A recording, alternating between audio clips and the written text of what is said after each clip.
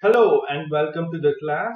I am Varun and I am very excited to teach you about React and everything that React can do. There's no need to worry if you're learning the right skills to land that React job or launch that React app. I've mapped out everything you need to know in an interactive and easy to do way and to get you up and running in a couple of weeks. So let's get to that. React is an open source, component based front end library used for building user interfaces. Now that's a lot of words. Now what is open source? Open source means that it's free, you can download it, you can use it to learn, put it into production, and it is all free. It is a component based front end library. We'll be talking about a lot about components, and component is what makes React so popular. So it's a component based front end library. It is used for building user interfaces. Now what is user interface? User interface is nothing but when you open the web app Facebook, you see there are a lot of people online and you can see the posts, you can like, you can share, you can comment. So whatever the user is interacting with on the Windows screen of his or her laptop, that is nothing but the user interface. Now the components are the heart of all React applications. An application is made of multiple components. Now, when we are building a React applications, it is made of components. So multiple components will make up your application. It is responsible only for the view layer of the application. Modern web applications are built using the MVC architecture. MVC stands for Model View Controller Architecture. React.js concentrates only on the V part, that's the view layer. So that is why it's so easy to learn and easy to use. It was initially developed and maintained by Facebook and later used in its products like WhatsApp and Instagram. So it was introduced by Facebook developers and engineers in the year 2013, and there are many versions released after that. It has a great community because it was developed by Facebook developers and engineers. So it has a really good community and there are a lot of libraries and they keep on updating their libraries. And it was also used to build products like WhatsApp and Instagram. Why is React so popular? React has taken the front-end web development world by storm. It is less complex than other alternatives, other front-end frameworks. Perfect timing. So it came out during when there was a transition from Angular 1.0 to 2.0, which 2.0 was just like another framework by itself, which was very hard to learn all over again. So that was when React was released and it was just the perfect timing.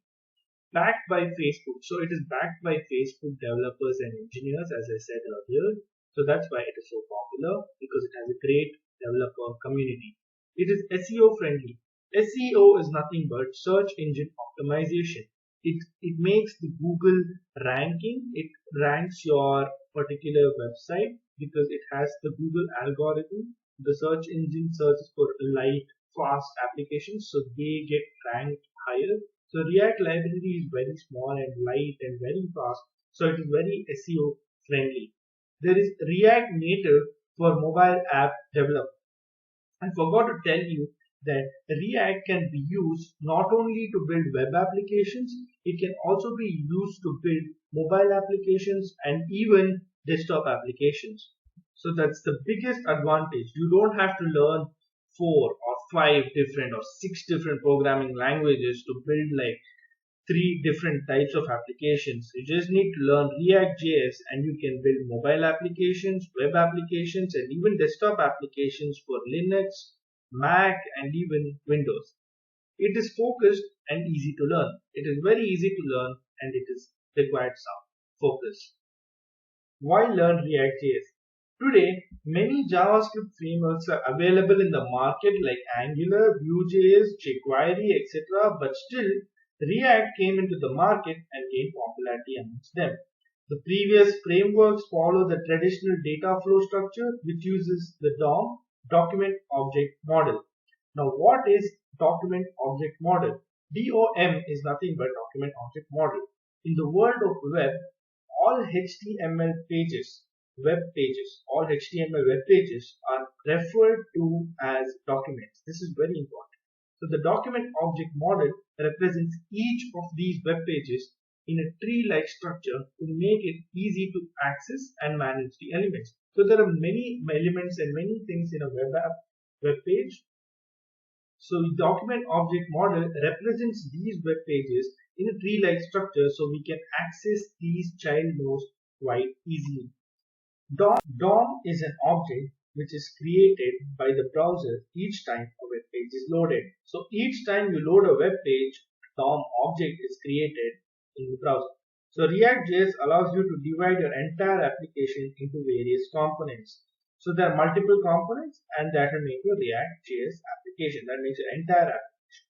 It operates on virtual DOM. This is a very important point. We'll talk about virtual DOM a little later. This is a very vast topic and it's also very important. And it operates on virtual DOM. So React Virtual DOM exists entirely in memory and is a representation of the web browser's DOM. So the web browser, that is the web page or the web app, the web browser's DOM is different from React's virtual DOM. So there are two different things. So what React does is it has its own virtual DOM and there's a web browser's DOM, and it's the representation of the web browser's DOM. It is entirely in memory and it saves a lot of space, and that makes React.js very, very fast. From this picture, we can see that it's easy to create UI test cases, fast when it comes to displaying a big amount of components. React.js is virtual DOM, SEO friendly, debugging is getting easy with specialized Chrome extension. So there's the React.js Chrome extension which helps you to debug, so it is quite important. Now components can be easily reused. Why should I use React? It's a very good question. So easy to read and understand views. So I told you again that it's just focused on views, so it's easy to read and understand. So it's just concentrating on this one particular thing. Now, concept of components is the future of web development. So let me tell you again, I'm stressing a lot on components because honestly, that will be the future of web development. There is no doubt about it. And React.js is all about components. If your page uses a lot of fast updating data or real-time data, React is the way to go. So if it's a dynamic, fast website which is lightweight, it should be built with React. Once you are over the React's learning curve, developing your app becomes a lot faster. I mean, anything you need to learn, it has a learning curve. So after you finish your React learning curve, it will be very easy for you to deploy your apps and it will be much faster. We can see from this that in the year 2019, Stack Overflow did a survey and the most loved library was React, and then came Node.js and then .NET Core, Spark, Firebase. So in the year 2019, according to Stack Overflow data and the survey they did, most developers love React a lot. Now, what are the React features? The important features of React.js are as following: JSX, components, one-way data binding, virtual DOM, simplicity, performance. So these are all the features of React, and we'll speak and talk about each and every one of them. We'll talk about each and every one of them and we'll learn about each and every feature. Now JSX. So JSX stands for JavaScript XML. So JS is JavaScript and X is for XML. Now it is a JavaScript syntax extension. It is just an extension. It is an extension of JavaScript syntax. It is not a syntax by itself. It's just an extension. It is an XML or HTML like syntax used by React.js. So we cannot use HTML or XML as it is in React.js, and that's when JSX was introduced to make it easier for the developers to develop their web apps using HTML. If you want to code in HTML inside React.js, we need to use something called JSX. It extends the ES6. ES6 is nothing but ECMAScript 6, that is just a syntax of JavaScript. So it extends ES6 so that HTML like text as I said earlier, HTML like text cannot be used in React. So HTML like text can coexist. HTML like text has to coexist with JavaScript React code. Here is how you define a h1 tag containing a string. So const element is equal to h1 tag opening. So it opens h1 tag, hello world, to close h1 tag. This looks like a weird mix of JavaScript and HTML, but this entire thing is completely JavaScript. That is nothing but JSX actually. This is entire thing is Java. Hello React. So in this slide, we talk about the React code. So these 3 lines are React code, and we will be typing this, and we'll be executing these 3 lines of code, and you will be typing your first React code. So this will print hello React, and we'll be doing in this something called as CodePen. I don't know if you have heard of CodePen, but CodePen is an online text editor. So for now, it's just an introduction. So I don't want to download the npm packages and the React itself. So I'll just be writing these 3 lines of code in CodePen, and we'll be executing it there. So CodePen is used by a lot of software developers and front-end developers and even web developers actually, and a lot of companies do check if you have a CodePen account, and you can display your work there, your portfolio, your whatever you've done, you can use it there, and it's quite popular with a big community, and you have to use CodePen if you're learning front-end development or even web development as it is. So let's get to that. Alright, so just follow my instructions, and I think we can do it. So let's go ahead to CodePen, and just type CodePen in Google, and you get the first thing, codepen.io. So here you need to go sign up. I have an account already, so I am going to log in, and you can sign up for free. It's completely free, so you don't have to pay. There is a pro version, but depending on how you want to use, you can buy and try out the pro version. But I'm using the free version myself, so you can learn and discover, share your work, you can see others' work and everything else. So I'm going to go ahead and log in. Okay, so then here this will say a pen, and you create a new pen, and let's name it first. So this on that, and name it hello React. Okay, this enter, and I want to change the view. I'm going to make the view like this. You can change it according to your convenience. And then I'm going to go to HTML, and you have to type div id. I'm going to give it an id of the root, and I'm going to close the div. Then I'm here to JS, and here we'll be changing. So we'll be putting the code which I just showed right now, and let's just type it here. So React render, open the brackets. It takes 2 arguments. So the first argument is going to be let's say hello React. So yeah, that's the first argument. So hello React. Let's close this, and then we have to put comma arguments, and then here comes, and we say now use dot get by id, and let's close this. Then I'm sorry, and this has to be in capital letters, EOM, enter. So I will explain 3 lines of codes to you. So let's execute this, and let's see if I think it saves on its own, and it should display hello React, but it looks like it's showing me an error. And what is this error, and why is it not showing? So here, go to settings here, open JS settings. So we need to use something called Babel. So Babel is nothing but a compiler. So it changes your React or JavaScript into what the browser can understand. So Babel just does that, and now you need to go here and you need to add your CDN. So these packages lets the browser understand your React code. So we need to put these packages here. So go ahead, open a new tab, alright, and type React CDN links, right? And you get the first link here, that is from the React official account, the React CDN links React, alright, and just copy these without the semicolon, without the quotes, just copy the link, just this much, Control C, or you can do copy, go back here, go here, and paste it, and then press enter.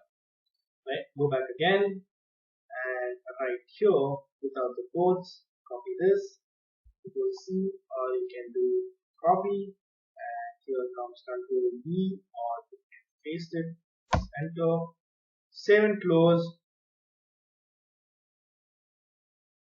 Here we go, and it says hello React. Your first React application has been created. This is a React web app.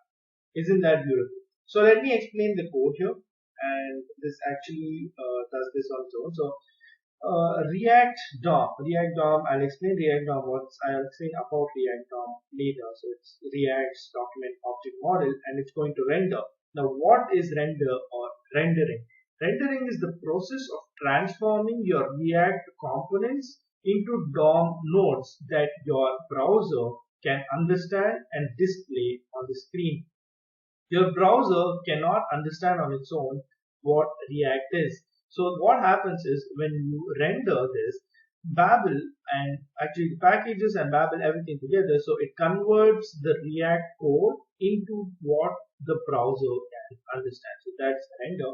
So it's going to render your React code and displays on the browser. So that's hello React, and document is document, and it gets the element by ID. So this is the entry point. This is where I want to enter the web app, and this is where it's entered, and in this entry point is where I am printing hello React.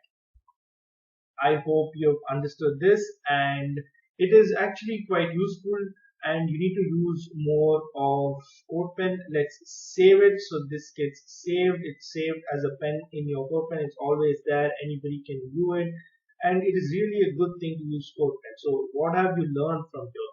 You've learned how to use CodePen. You've created your first pen. You've used packages, you've changed it to Babel, you've returned your first React, your 3 lines of React code, you've displayed hello React. This is your React web app, and congratulations on that.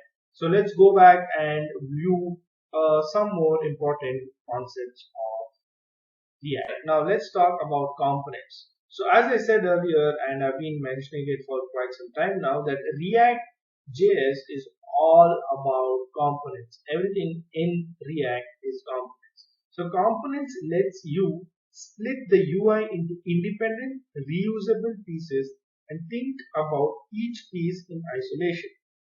So now let's consider a blog web app, alright, and we'll explain components to that in the next slide. But so what does this mean? So it splits the entire user interface. Components let you split the entire user interface into independent, reusable pieces. So each component is independent on its own. So it has its own functions, it has its own things, it has its own things that it has to do, and it is quite reusable. So you can keep on reusing these independent components in different places. So it's reusable, and you think about each of these components in isolation. So React.js application is made up of multiple components. All these multiple components are independent, reusable, and you can think each of these multiple components in each piece in isolation. And each component has its own logic and controls. As I said, it is quite different. So each component has its own work to do, and it is reusable and independent. So let's consider this blog post.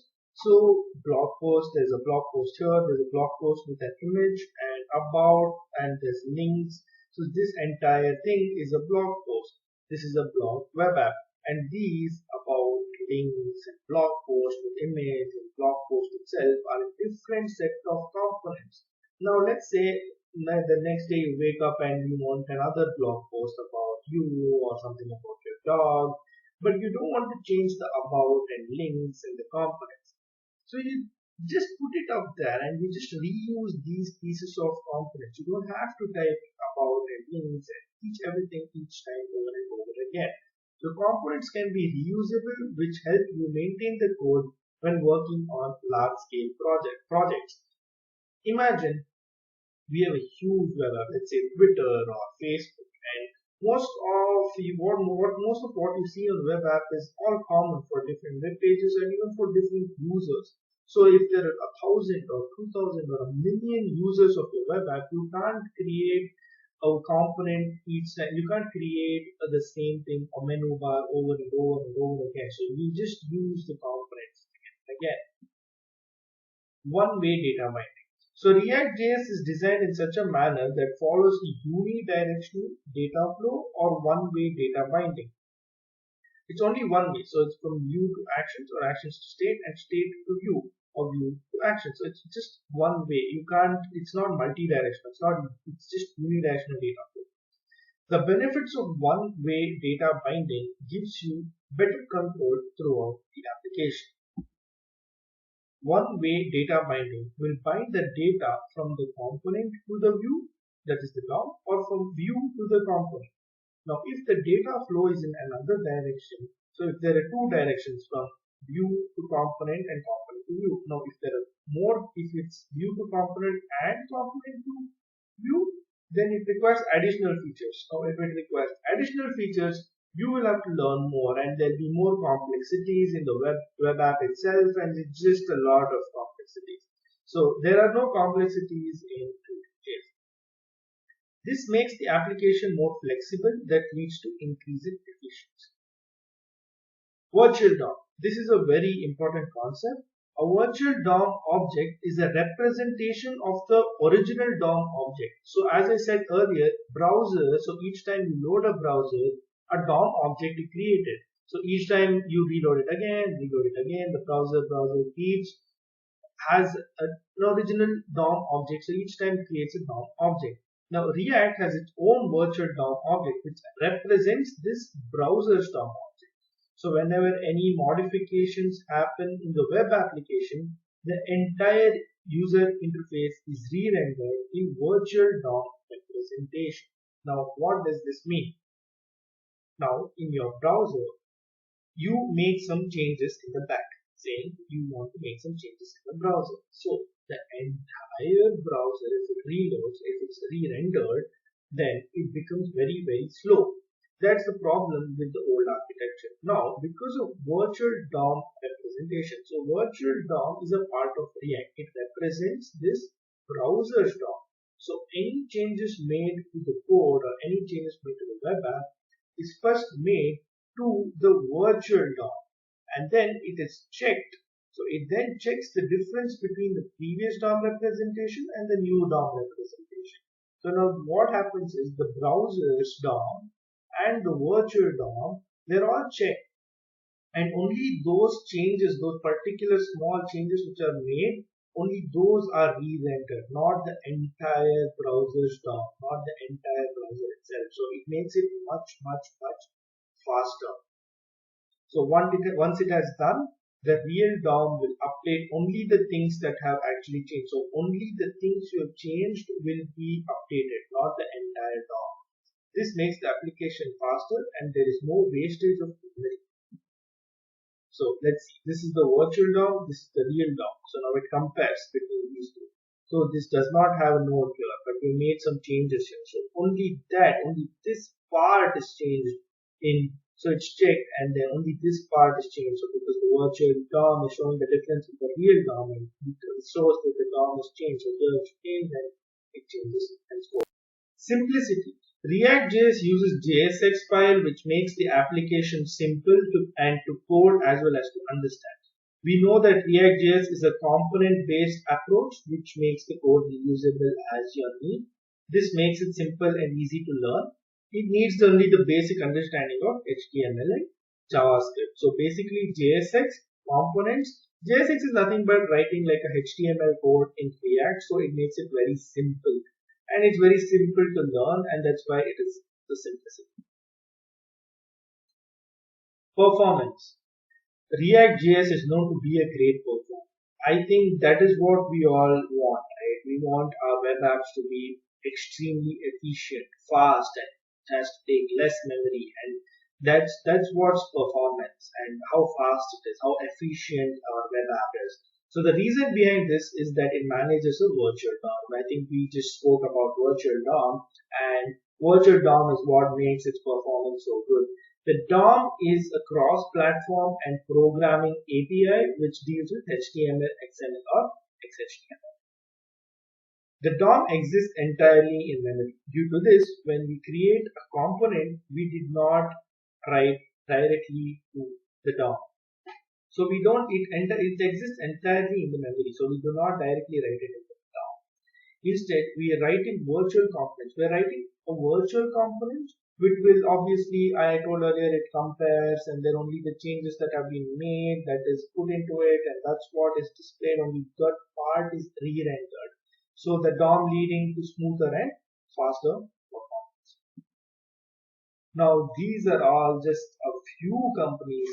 I wanted to mention these companies because they're the popular tech companies and other companies which are very, very popular, and they made millions and millions, and they're multinational, multi-billion dollar companies, and they use React for their front end.